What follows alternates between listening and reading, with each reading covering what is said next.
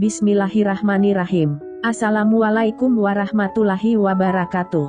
Salawat serta salam semoga tetap tercurahkan kepada junjungan kita Nabi Muhammad Sallallahu Alaihi Wasallam. Harapan dan doa saya, semoga saudaraku semuanya, seiman dan sebangsa tanah air, selalu diberikan kesehatan, dimudahkan rezekinya, diampuni dosa-dosanya, diberi panjang umur dan diberikan perlindungan oleh Allah Subhanahu wa Ta'ala. Amin ya Rabbal Alamin. Sahabat beriman yang dirahmati Allah Subhanahu wa Ta'ala. Nabi Ayub adalah salah satu nabi yang wajib diketahui oleh umat muslim. Nabi Ayub ini dikenal karena kepribadiannya yang sangat sabar. Kisah Nabi Ayub ini bisa kita jadikan pelajaran jika kita sedang mendapatkan satu permasalahan yang berat. Ibnu Ishaq menuturkan, Nabi Ayub berasal dari Romawi. Ia adalah Ayub bin Mus, bin Razah, bin Al-Ais, bin Ishaq, bin Ibrahim al-Khalil. Ibnu Asakir menuturkan bahwa ibu Nabi Ayub adalah putri Nabi Lut. Nabi Ayub termasuk salah satu nabi yang secara nas disebut diberi wahyu, sebagaimana tertera dalam surat An-Nisa dalam firman Allah. Sesungguhnya kami telah memberikan wahyu kepadamu, sebagaimana kami telah memberikan wahyu kepada Nuh, dan nabi-nabi yang kemudiannya, dan kami telah memberikan wahyu pula kepada Ibrahim, Ismail, Ishak, Yakub dan anak cucunya, Isa, Ayub, Yunus, Harun dan Sulaiman, dan kami berikan Zabur kepada Daud, istri Nabi Ayub. Menurut salah satu sumber namanya adalah Rohmah binti Afraim, sumber yang lain menyebutkan bahwa namanya adalah Laya binti Mansa bin Yakub. Dan inilah pendapat yang paling masyhur. Allah Subhanahu wa Ta'ala berfirman, dan ingatlah kisah Ayub, ketika dia berdoa kepada Tuhannya, ya Tuhanku, sungguh aku telah ditimpa penyakit.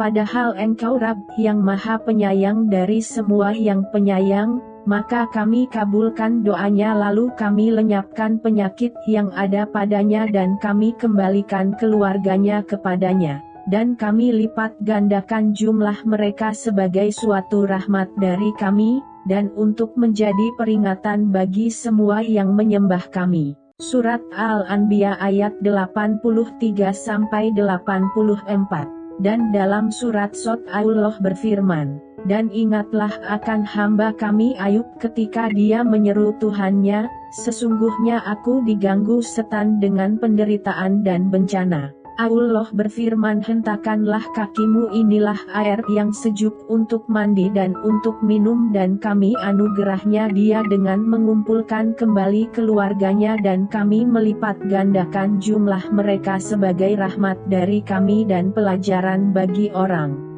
yang berpikiran sehat. Dan ambillah seikat rumput dengan tanganmu lalu pukullah dengan itu dan janganlah engkau melanggar sumpah, sesungguhnya kami dapati dia Ayub seorang yang sabar, dialah sebaik-baiknya hamba, sungguh dia sangat taat kepada Allah. Ulama ahli tafsir, sejarah dan lainnya menyatakan bahwa Nabi Ayub adalah orang yang kaya raya, memiliki berbagai jenis harta, mulai dari binatang ternak, budak, hewan, tanah yang terbentang dari Saniyah sampai Hauran. Ibnu Az-Zakir menuturkan, semua tanah tersebut milik Nabi Ayub. Dia juga memiliki banyak anak dan istri, namun semua itu diambil dari Ayub. Ia mendapat berbagai macam ujian pada tubuhnya, tidak ada satu pun anggota badan yang sehat tanpa penyakit, selain hati dan lisannya. Dengan hati dan lisan, Nabi Ayub senantiasa menyebut-nyebut Allah.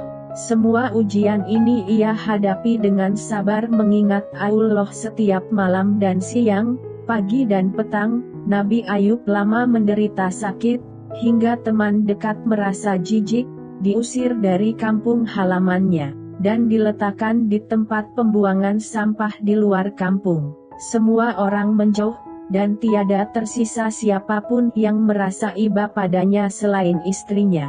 Dia selalu menjaga hak Nabi Ayub, tidak pernah lupa akan kebaikan-kebaikan dan kasih sayang yang dulu pernah ia berikan padanya. Ia sering bolak-balik menengok Nabi Ayub, merawatnya dan membantunya untuk buang hajat. Kondisi istri Nabi Ayub mulai lemah dan harta bendanya kian berkurang, hingga bekerja pada orang lain agar mendapat upah guna diberikan kepada Nabi Ayub, sekadar untuk mengganjal perut. Sang istri terus bersabar menghadapi ujian bersama Nabi Ayub, ujian hilangnya harta benda dan anak-anak, serta secara khusus menimpa kehidupan selaku suami istri. Tidak ada yang membantu dan menolongnya setelah sebelumnya hidup bahagia penuh nikmat dilayani orang dan dihormati.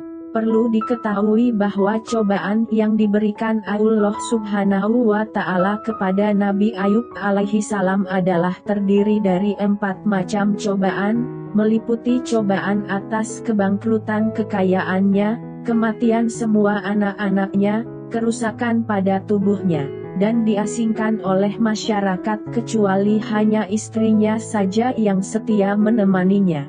Kehancuran harta kekayaan Nabi Ayub terdiri dari unta, sapi, kambing, gajah, dan keledai. Kekayaan lain milik beliau adalah 500 hektar tanah persawahan. Semuanya digarap oleh 500 orang, pada setiap orang mempunyai anak istri. Pengikut beliau terdiri dari 3 golongan, semuanya telah beriman dan masih berusia muda. Iblis yang diberikan kekuasaan oleh Allah Subhanahu wa Ta'ala dapat turun naik dari bumi ke langit sewaktu dikehendaki, mempunyai maksud naik ke langit. Tiba-tiba iblis mendengar para malaikat membaca selawat atas Nabi Ayub alaihi salam. Saat itu juga timbullah rasa dengki di dalam hati setan. Ia berkata memohon kepada Allah, "Wahai Tuhan, sekarang ini aku memang telah menyaksikan sendiri hamba-Mu Ayub sangat rajin bersyukur seraya memuji kepadamu, tetapi kalau Engkau memberikan cobaan kepadaku, tentu dia tidak akan bersyukur dan tidak pula menaatinya." Allah Subhanahu wa Ta'ala berfirman kepada iblis, "Baik, silakan kamu merangkap. Sekarang aku beri kekuasaan kepadamu untuk mencoba Ayub melalui harta kekayaannya." Iblis berangkat, dia mengumpulkan semua anak buah, terdiri dari setan dan jin. Dia katakan kepada mereka, "Sekarang aku telah diberi wewenang untuk mencoba Ayub melalui hartanya." Lebih lanjut iblis berkata lagi, "Ifrit, sekarang kau kuberi tugas membakar tempat penggembalaan unta-unta milik Ayub, dan sekaligus membunuh semua unta-unta itu, laksanakan." Iblis datang menjumpai Nabi Ayub alaihi salam, saat mana ketika itu beliau sedang melaksanakan salat. Iblis berkata kepadanya, "Tempat penggembalaan unta-untamu terbakar, dan seluruh unta milikmu ikut terbakar juga." Apa yang dikatakan Nabi Ayub alaihi salam? Beliau berkata, "Alhamdulillah, Allah Subhanahu wa Ta'ala sendiri yang memberikan kekayaan itu kepadaku, dan hanya Dia saja yang berhak mengambil kembali." Iblis tidak berhenti sampai di situ, ia meningkat lagi pada kekayaan yang lain. Ia hancurkan semua kambing milik Nabi Ayub alaihi salam, berikut tempat penggembalaannya. Ia datang ke Nabi Ayub alaihi salam seraya memberitahukan peristiwa itu. Angin panas telah menghancurkan kebunnya, tidak ada yang tersisa sedikit pun, kata iblis sehabis merusak semua kebun milik Nabi Ayub alaihi salam. Lalu apa kata Nabi Ayub alaihi salam? Beliau berkata, "Alhamdulillah." Kemudian beliau memuji Allah Subhanahu wa Ta'ala dan menyanjungnya. Usaha iblis belum berhenti sampai di situ, ia kembali menghadap Allah Subhanahu wa Ta'ala seraya memohon agar diberi kekuasaan untuk mencoba Nabi Ayub alaihi salam melalui anak-anaknya. Allah berfirman, "Silakan, pergilah, aku memberikan kekuasaan penuh kepadamu untuk mencoba Nabi Ayub melalui anak-anaknya." Iblis pun berangkat. Yang dituju adalah gedung tempat anak-anak Nabi Ayub alaihi salam berlindung di bawahnya. Gedung itu diguncangkan lalu hancur mendidih habis anak-anaknya Nabi Ayub semuanya meninggal. Iblis lalu memberitahu Nabi Ayub tentang bencana yang menimpa anak-anaknya. Apa reaksi beliau? Nabi Ayub alaihi salam malah beristighfar, memohon ampun kepada Allah subhanahu wa ta'ala. Usaha iblis tetap tidak menghasilkan apapun untuk mengubah ketaatan Nabi Ayub. Beliau tetap taat kepada Allah subhanahu wa ta'ala dan bersyukur kepadanya. Iblis kembali menghadap Allah subhanahu wa ta'ala, seraya memohon agar diberi kekuasaan untuk mengujinya. Allah berfirman, silakan, aku beri kekuasaan kepadamu untuk menguji melalui tubuh, lisan dan akalnya. Tetapi kecuali hatinya. Iblis pun segera berangkat untuk menggoda Nabi Ayub alaihi salam. Sampai ke tempat yang dituju, ternyata beliau sedang bersujud. Iblis datang dari arah kepala beliau, lalu meniup kedua lubang hidungnya. Dengan sekali tiup, seketika itu badan Nabi Ayub alaihi salam serasa gatal-gatal. Makin lama terasa semakin gatal. Nabi Ayub menggaruk-garuk bagian-bagian tubuh yang gatal dengan ujung-ujung jemarinya, tetapi belum juga hilang gatal-gatal itu. Nabi Ayub alaihi salam mencoba menggaruk-garuknya dengan kain kasar, belum juga hilang gatal-gatal itu. Lalu beliau menggunakan pecahan genteng dan batu. Beliau tidak henti-hentinya menggaruk badannya hingga melepuh, sehingga bernanah dan berbau busuk. Masyarakat sekitarnya menganggap berbahaya terhadap penyakit yang sedang dialami Nabi Ayub alaihi salam. Mereka sepakat mengasingkan beliau keluar daerah. Beliau terusir ke tempat yang kotor. Mereka membuatkan untuk beliau sebuah gubuk yang hanya ditemani istrinya yang bernama Rahmah. Meskipun demikian, istri beliau Rahmah selalu setia melayaninya. Ia berbuat baik sekali kepadanya. Ia perlakukan suaminya penuh kasih sayang. Kebutuhan-kebutuhan makan dan minumnya selalu diperhatikan. Kaum Nabi Ayub alaihi salam yang mendeportasi dirinya terdiri dari 3 golongan, namun begitu semuanya masih tetap dalam keimanan semula.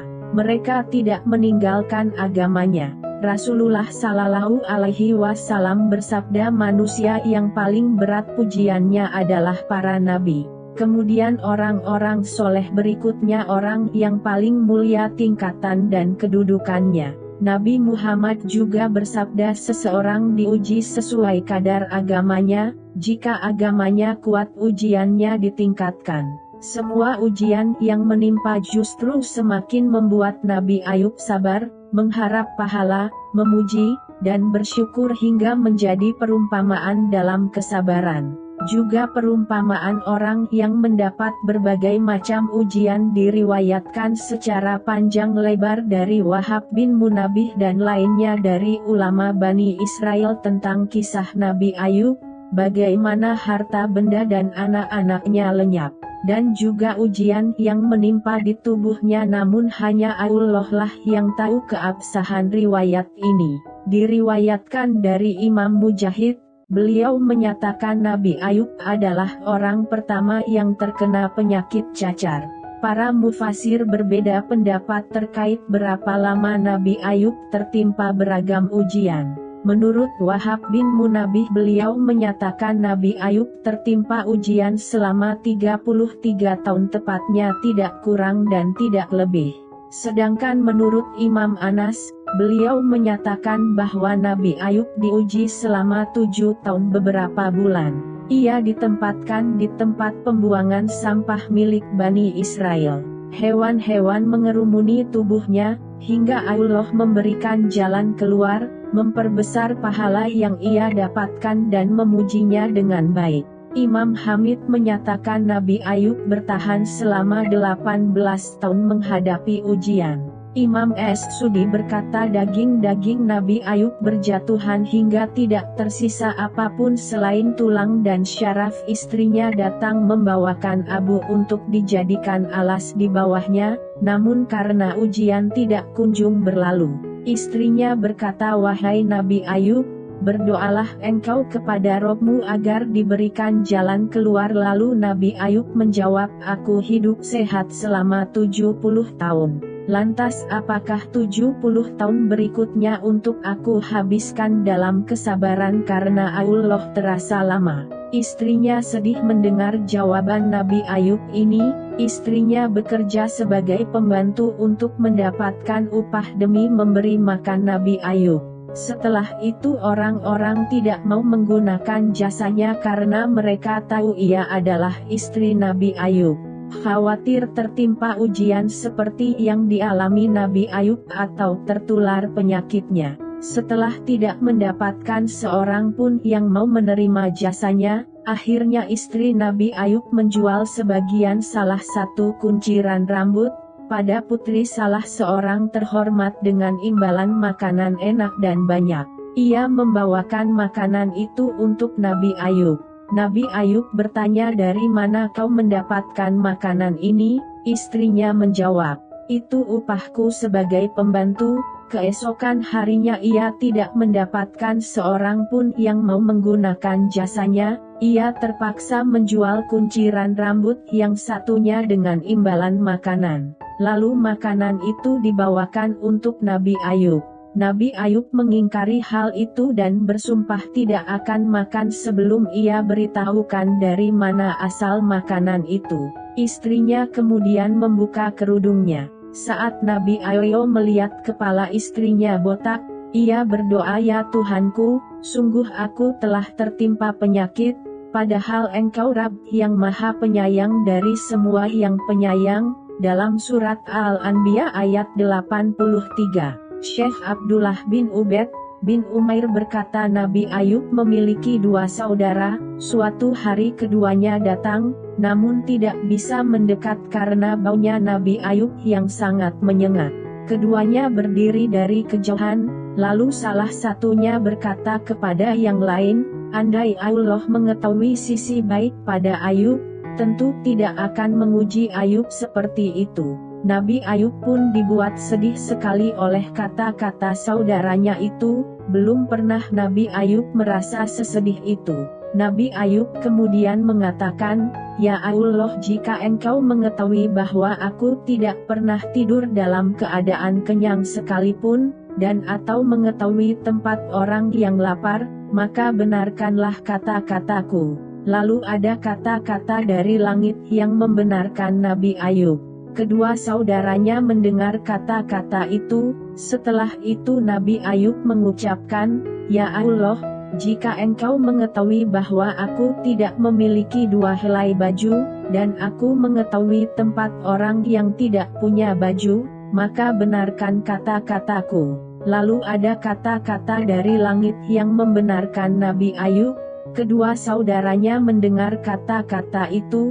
Setelah itu, Nabi Ayub mengatakan, ya Allah, dengan kemuliaan-Mu. Ia lantas mengubah sujud dan meneruskan, ya Allah, dengan kemuliaan-Mu aku tidak akan bangun mengangkat kepala sebelum Kau lenyapkan musibah yang menimpaku. Belum juga Nabi Ayub bangun, musibah yang menimpanya sudah lenyap.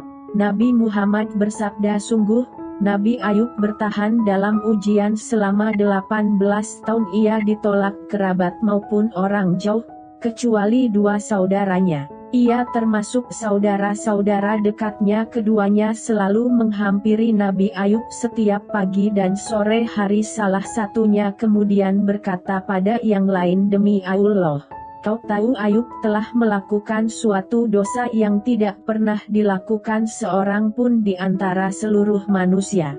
Temannya bertanya, kenapa seperti itu? Ia menjawab, karena sudah 18 tahun ini Allah tidak mengasihinya lalu melenyapkan musibah yang menimpanya. Saat keduanya datang menemui Nabi Ayub pada sore hari, dia tidak sabar untuk menyampaikan hal itu kepada Nabi Ayub. Nabi Ayub kemudian berkata, aku tidak mengerti apa maksudmu, hanya saja Allah mengetahui aku pernah melintas di hadapan dua orang yang bertikai. Keduanya kemudian menyebut-nyebut nama Allah, aku lantas pulang ke rumah. Lalu aku tebus sumpah kedua orang tersebut.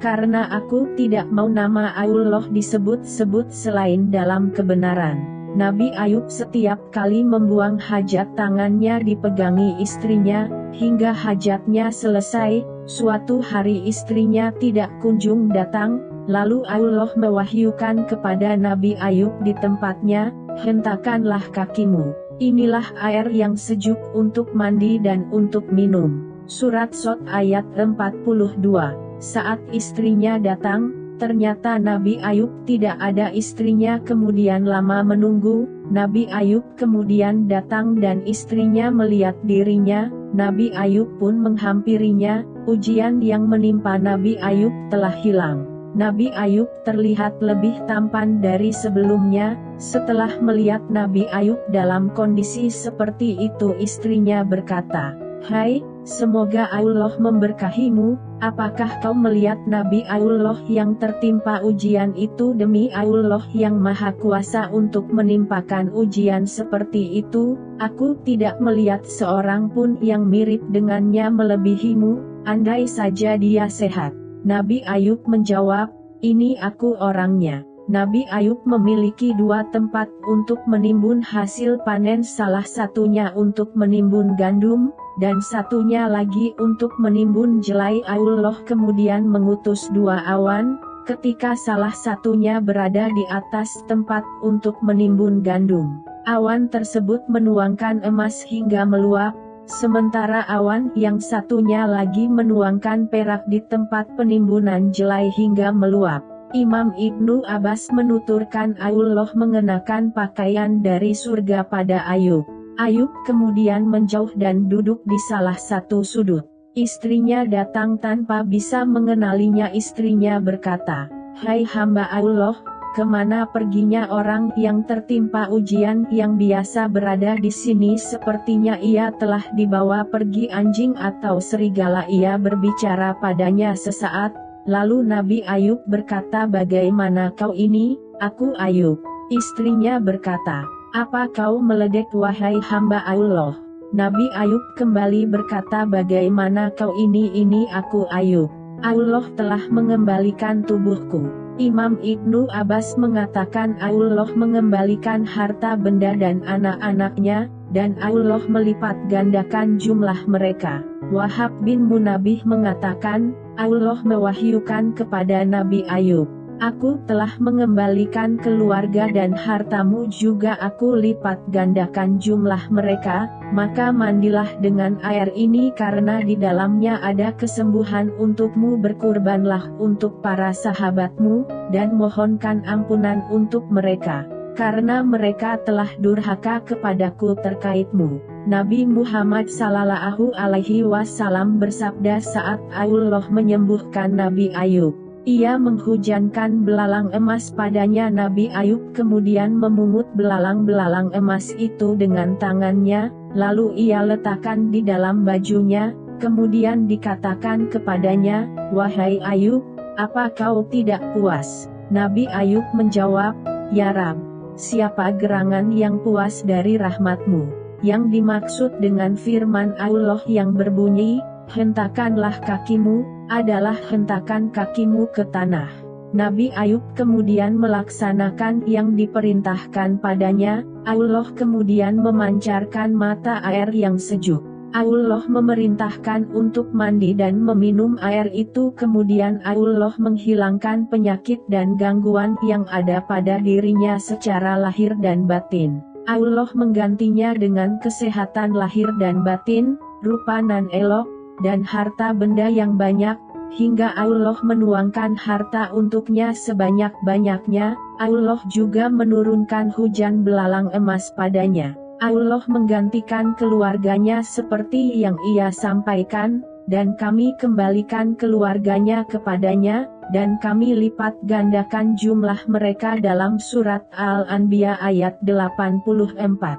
Ada yang menyatakan Allah menghidupkan kembali mereka semua, pendapat lain menyatakan Allah menggantikan keluarganya di dunia, dan akan menyatukan mereka semua di akhirat. Allah pun menghilangkan kesulitan yang mendera. Allah hilangkan bahaya yang menimpa sebagai rahmat, kasih sayang, dan kebaikan dari Allah, sebagai peringatan bagi siapapun yang mendapat pujian pada tubuh, harta benda dan anak. Siapapun yang mendapatkan ujian seperti ini, ia punya teladan dalam sosok Nabi Ayub yang diberi ujian lebih besar lalu ia sabar dan mengharap pahala, hingga Allah melenyapkan ujian darinya. Diriwayatkan dari Ibnu Abbas bahwa Allah mengembalikan usia muda pada istri Nabi Ayub, dan membuatnya lebih cantik, hingga melahirkan 26 anak lelaki untuk Nabi Ayub. Setelah itu,